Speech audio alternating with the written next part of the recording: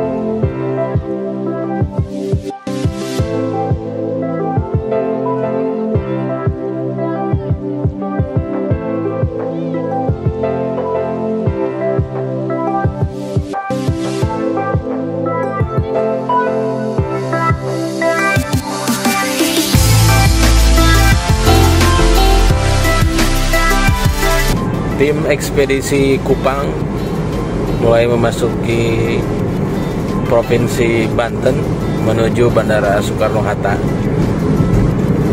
Kita dalam rangka menjemput 8 warga Purwakarta yang hari ini dipulangkan dari Kupang oleh Basnas Kabupaten Purwakarta.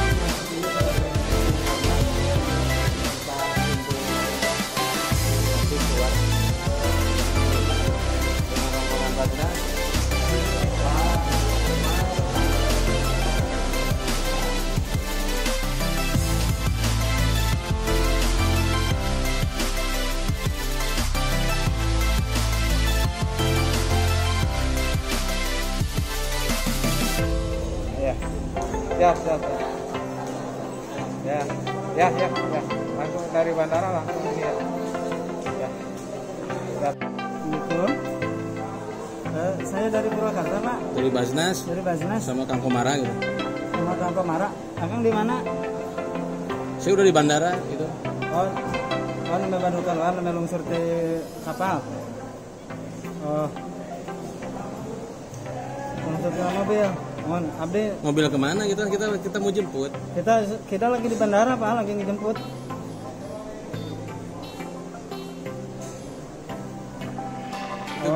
Itu bis mana maksudnya? Oh, jadi ibaratnya cancan keluar dari bandara belum ya? Ya. Jadi dari Kabupaten ke langsung kiri. Belum keluar dari bandara belum. Ya. Mohon kami tunggu ya. Pokoknya kita atas di pas keluar aja. Pas keluar ditunggu keluar kita ya. Ya jadi nggak susah. Ya, mohon.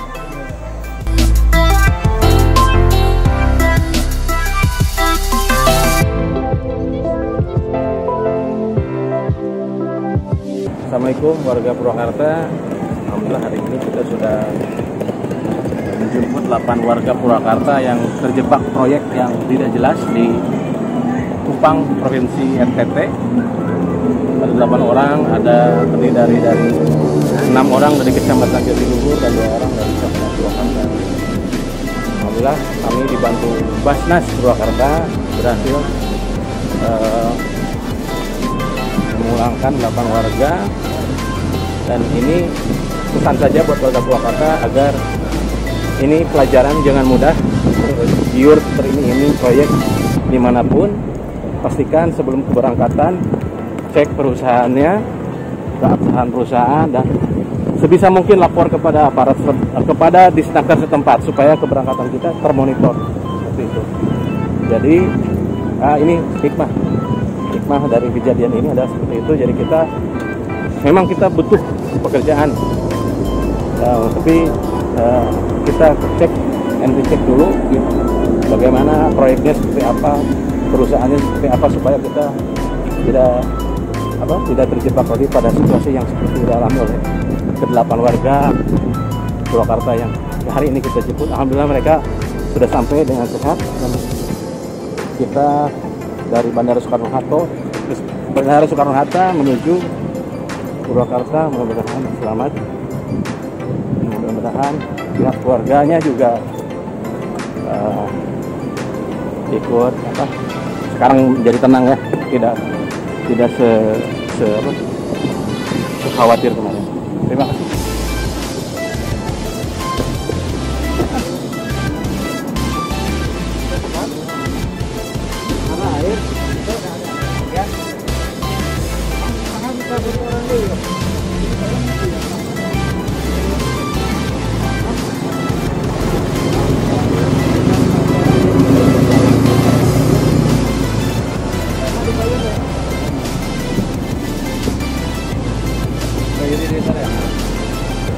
Ya.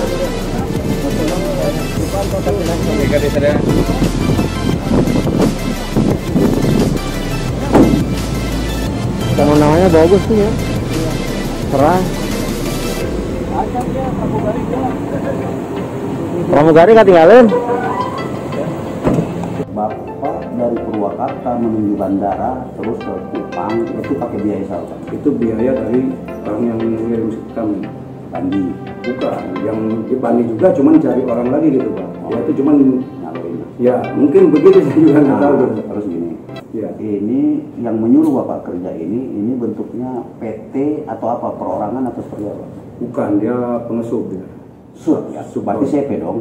Ya nggak tahu CP atau apa. Ada tahu nama CP-nya nggak kira-kira? Nggak ada yang tahu. Nggak ada ya? Nggak ada yang tahu. Nah itu kita itu nggak ada hitam di atas putih sih, makanya Pak. Oh gitu. Berarti Ya. dia yang kirim uang ke Bapak untuk akomodasi dan transportasi. Udah dibeliin, kita tiket udah dibeliin. Udah dibeliin, ya. ya. Sama PCR sama. Memang awalnya di sini tuh kita pemberangkatan benar gitu sih, nggak ada masalah. Nggak ada masalah. Nggak ada masalah kita Sampai tuh ke Kupangnya. Cuman kita salahnya kita nggak punya hitam di atas putih, karena udah kita tergiur. Lagian di sini kita butuh kerja, di sini lagi nganggur di rumah, begitu Pak ya. Sekarang ada tawaran kerja dengan gaji segitu, masa nggak tergiur gitu kan untuk berangkat ke sana gitu. Maaf Pak, sebelum melanjut, Ya. ini tolong disebutkan nama-nama teman-temannya Pak, siapa-siapa aja nanti di pemberitaan kan jelas namanya sama Saya. ini satu alamat atau apa? Satu desa atau apa? Yang lima tangga desa. Saya sejak Desa mana, Pak? Desa Jatiluhur itu desa Cilegong juga, masih Cilegong. Ini juga Cilegong. Juga. Ini Cilegong. Ya cuman dia masih KTP Cilacap. Aslinya mah orang Cilegong, aslinya mah cuman istrinya orang Cilacap. Dia tadinya di Cilacap, mungkin lagi mudik di sini, diajak kerja, dia pindah lagi sini, cuman belum punya ini pindah.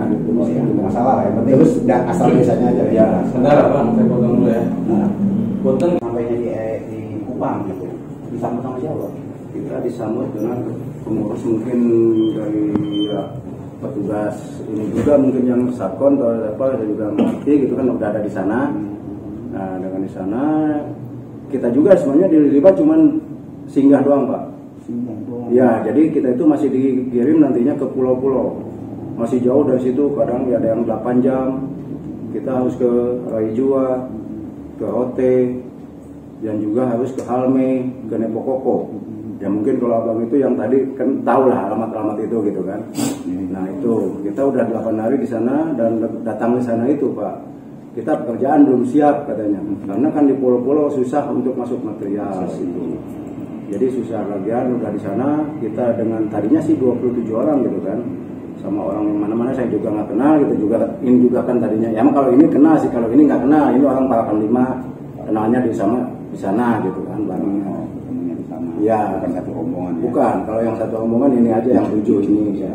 Ini nyusul. Bukan kayak nyusul bareng sih orang kita, cuman dia sama orang Cikampek, barengnya sama kakeknya. Sama kakeknya sama Pak Udin. Aslinya sih orang Parakan 5. Pakainya masih di sana. Masih di sana, masih masuk Kerawang, masih di sana di Kupang. 8 orang itu. Ya, masih di Kupang. Terus langsung kita kaitkan ke Basnas ya. Ya. Gimana Pak caranya Bapak bisa ketemu sama orang-orang baik ini Basnas ini? Ini saya juga tadinya ketemu hari Senin, bukan ketemu. Ada kawan saya yang berhubungan sama Basnas maksud saya. Ya, ketemu sama Basnas dulu. Ya, saya juga mau terangin dulu. Ketemu teman kawan saya punya adik di Gresik yang namanya Pak Bayu.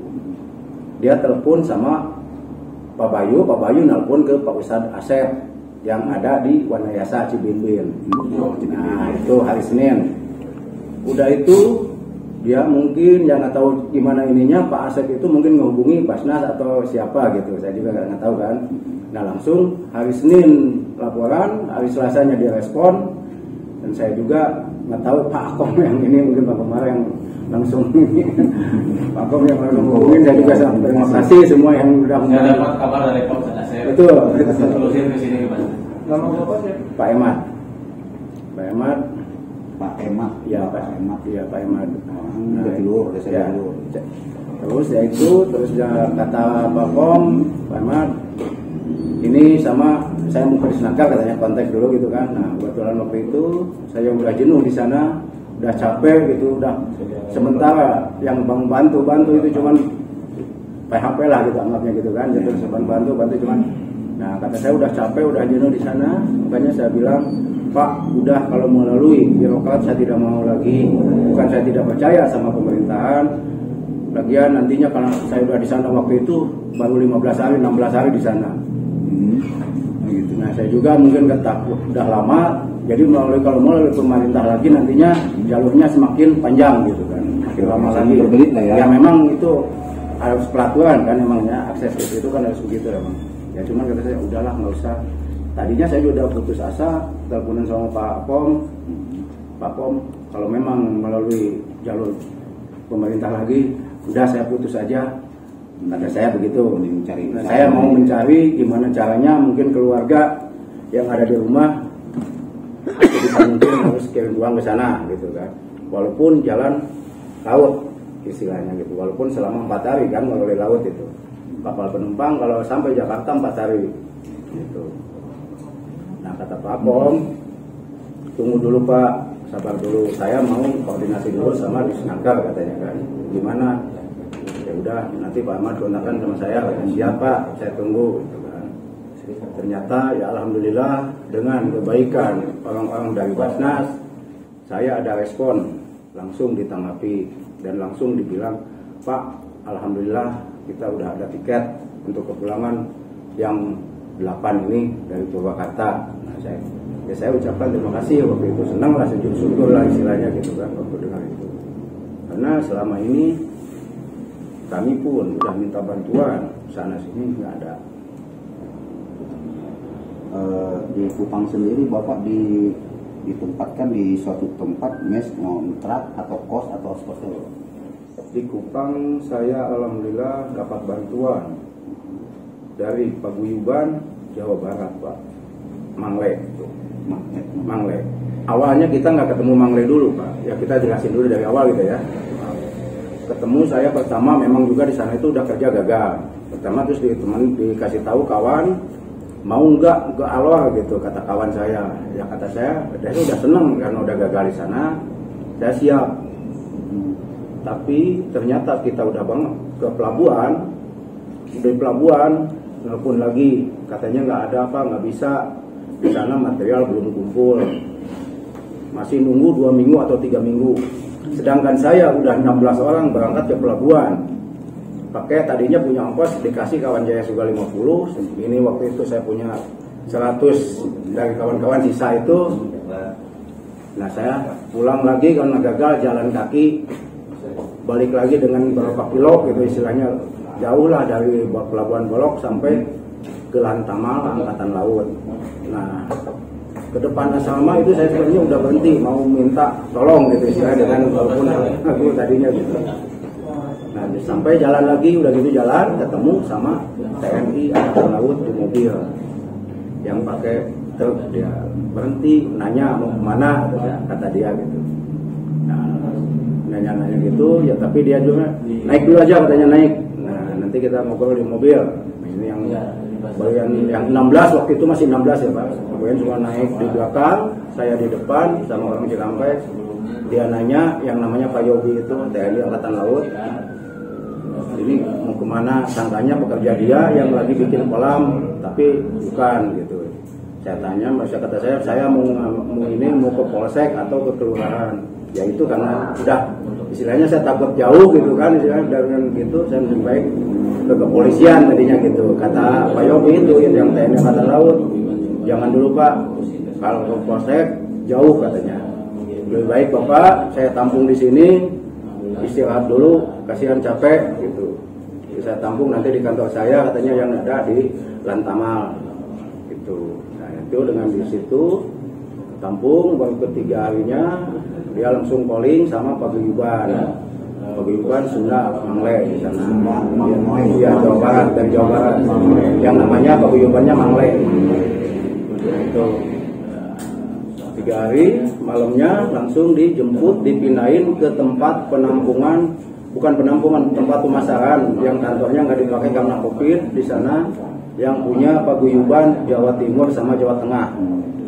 Nah waktu itu saya disimpan di situ, ditaruh di situ, ditempatin ya kantor. Nah tapi ya kita ya inilah layak juga itu untuk didiamin karena di sana juga kantoran gitu kan, yang nggak dipakai. Terus masalah makan ini itu ditanggung sama Paguyuban, gantian ke sana tiap pagi ada yang nganterin makanan. Kalau beras sudah standby, beras, mie instan, kalau udah standby buat peralatan masak juga dikasih gitu, semua di situ gitu. Ya itulah sampai pulang hari ini ke sini. 20 hari. 20 hari. 20 hari. Ya. Nah, terus Pak, setelah sampai di NTT, Bapak ketemu sama Paguyuban dari pihak perusahaan yang merekrut Bapak ini, apakah tidak ada koordinasi atau komunikasi, bahkan pertanggungjawabannya seperti apa? Nah, karena kita juga nggak ada hitam di atas putih, mungkin kami juga ada salah. Saya juga tidak menutup kemungkinan nggak mengaku salah kan saya juga kan. Cuman saya keluar di sana waktu itu dengan baik-baik juga, bukan kabur. Waktu itu kita nggak ada kesepakatan semua kan. Di sana udah nggak sepakat masalah uang makan. Terus masalah di sana baru 8 hari kita minta digaji gitu lah istilahnya gitu kan, walaupun belum bekerja. Karena kan yang di rumah udah menghitung, kita keluar pasti di sana udah menghitung gitu kan. Ternyata saya ngusulin dari sekian gaji 200 itu nggak minta full, saya minta setengahnya 100 lah istilahnya gitu kan. Tapi ternyata sampai 8 hari itu nggak ada jawaban dan nggak mau, dia juga nggak mau ngeluarin uang itu. Dan yang 700 yang dijanjikan walaupun bon-bonan itu juga nggak ada. Makanya saya waktu itu sepakat dengan 16 orang ini yang sama dengan yang masih di Kupang, saya minta keluar dengan resiko, dan itu sudah dipikirkan seperti begini gitu keadaannya, karena kita nggak punya uang untuk pulang kan. Makanya saya pun cari bantuan, tadinya mau ke kepolisian gitu Pak. Sebenarnya kita nggak ada ini cuy, ya kalau memang mau ada respon dari pihak perusahaan atau pihak pengawas pekerjaan gitu istilahnya. Waktu itu juga di stop. Kita berjalan dengan 16 orang di depan dia, kita juga ngomong kita mau pulang, kita udah nggak tahan di sini gitu kan, dengan alasan kita diam di sini, kerja belum, dibayar enggak gitu kan istilahnya. Ya udah saya mau keluar itu, saya langsung pada keluar semua sambil bawa barang, semua udah dibawa. Tapi nggak ada respon waktu itu. Semua ada pengurus di situ yang ngurusin untuk di lapangan apanya latihan gitu nggak ada. Berarti sampai sekarang Bapak tidak tahu Bapak bekerja di CP atau PT mana? Nggak tahu Pak. Nggak tahu kita ini karena melalui tadinya telepon atau PT, CP saya juga nggak tahu gitu istilahnya. Cuman kita dikirim, pokoknya memang pengiriman kita betul lewat udara gitu kan, lewat pesawat benar gitu. Cuman yang untuk dijanjiin itu belum ada gitu. Makanya ya tadi saya bilang tadi itu. Sekarang terakhir Pak, Iya. gimana nih perasaan bapak-bapak semua nih sudah dapat bantuan, dibantulah sama Basnas sendiri sampai dijemput di bandara, dijemputin, berapa nih Pak? Ya, kesan saya yang mungkin semenjak dapat informasi ada respon dari Basnas pun saya mungkin kami udah sujud syukur terimanya itu udah senang, dan saya pun langsung menghubungi Pak Ustadz Asep yang pertama saya hubungi ya langsung saya langsung mengucapkan banyak terima kasih Pak Ustadz atas bantuannya, dan langsung direspon sama Basnas semua yang mengucapkan banyak terima kasih. Dengan semua ini kami bisa kembali ke kampung halaman dengan selamat, mungkin nanti bisa ketemu lagi sama keluarga semuanya gitu kan. Dan saya juga mengucapkan lagi sama Pak Akom, sama Pak Ketua Basnas di sini sama rekan-rekannya juga mungkin ya. Dan dalam hati yang paling dalam mungkin saya ucapkan banyak terima kasih. Tidak dalam lurus ya langsung. Makanya saya pun menjaga image-nya Basnas juga. Banyak yang politisi yang menghubungi saya ini, saya tutup dari semenjak perjalanan sampai ke sini. Baru tadi buka di bandara udah nyampe, gitu juga Pak Akom yang bilang, yang nelfonnya Pak Akom langsung. Saya tidak mau karena udah, walaupun sebenarnya nggak dititipin amanat sama Pak Ketua juga, saya udah tahu. Nggak mau dari kemarin saya itu begitu. Karena apa? Ini saya bantuan ini bukan dari pihak politisi, dari partai, tidak. Ini langsung dari Basnas kata saya ini.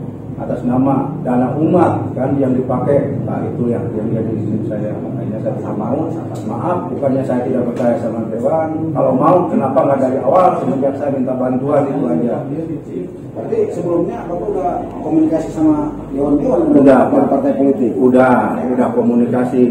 Saya pertama mungkin ketemu komunikasi dengan kepala desa saya, bahkan ada kata kepala desa saya, aduh Kang, saya habis nyalon, mungkin nggak punya uang. Tapi kalau ada respon, mungkin kalau kata saya, kenapa nggak usah ngirim ongkos. Kepala desa saya yang baru itu Pak Ali Sadikin, ya. Desa Jatimekar, Jatiluhur. Nah itu.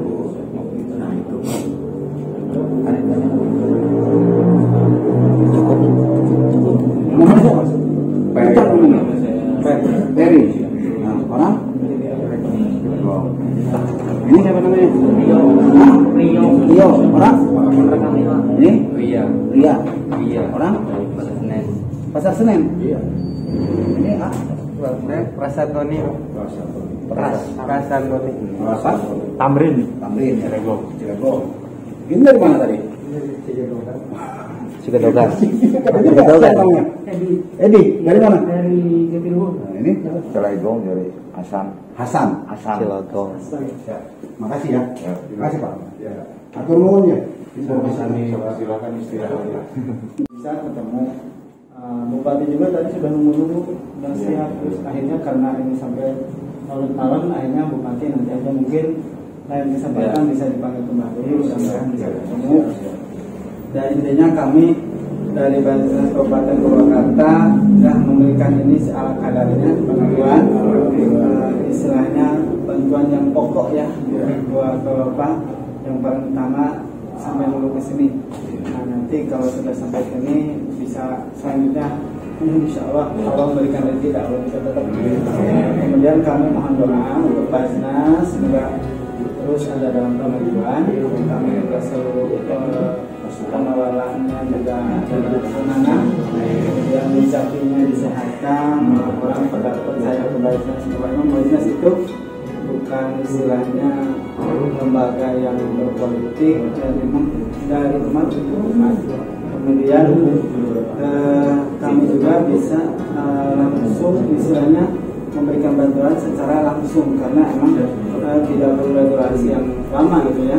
Karena kalau memang orang membutuhkan, kami siap, kami langsung melayani, kami langsung memberikan bantuan. Insya Allah ya mungkin tidak berlebihan tapi seala kadarnya, secukupnya, seperlunya. Karena yang kami bantu adalah orang sekabupaten Pak. Jadi banyak yang masuk ini, yang minta ke sini, kami bantu ya secukupnya dan hanya stimulan aja, tidak sampai berlebihan karena orang yang membutuhkan lebih sangat banyak. Itu aja Pak. Jadi kami mohon maaf tidak bisa tadi sudah kami menyampaikan itu karena mungkin karena Tuhan alam ya, mudah-mudahan sehat ya. Amin. Rezeki lagi dari Allah Subhanahu Wa Taala. Misalkan nanti untuk pulang sama Pak Umar lagi angkat ke rumah selesai. Ya mungkin kami juga akan menyampaikan sedikit sepatah kata mungkin untuk terima kasih atas bantuan Basnas, terutama yang pertama Pak Kom, Pak Ustaz menyampaikannya dan kami dalam hati yang paling dalam sangat terima kasih. Semoga Basnas Purwakarta kedepannya lebih maju lagi, yang membinanya juga mungkin pada sehat gitu ya. Yang sama keluarganya, mungkin saya juga sama keluarga mengaturkan banyak terima kasih. Kalau tidak bisa maka kadang-kadangnya ini sangat senang alhamdulillah gitu. Semua juga puasa telah dilakukan dengan jalan atas bantuan apa yang kita Basnas. Kalau tidak ada itu mungkin kami masih bisa nambah. Karena kita tahu lah kapan kami pulang dengan janji-janji yang tidak jelas itu yang mau ini mau itu juga. Nah itu saya pun kemarin banyak yang menghubungi kami yang sudah ada bantuan dari Basnas, lalu banyak menghubungi begini begitu. Saya juga nggak menerima, saya tutup semua itu Pak, karena ini menyangkut dana umat yang bikin sama ini sama bapak-bapak yang di Basnas ini. Itu Pak. Sekian dari saya dan dari rekan. Saya sekali lagi ucapkan menjadi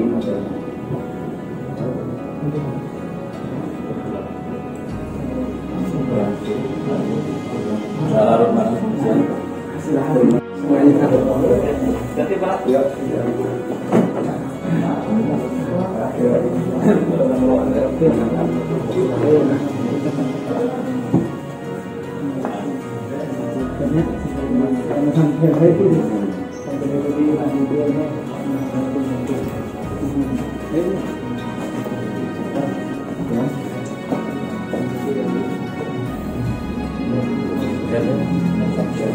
Salam keluarga, saya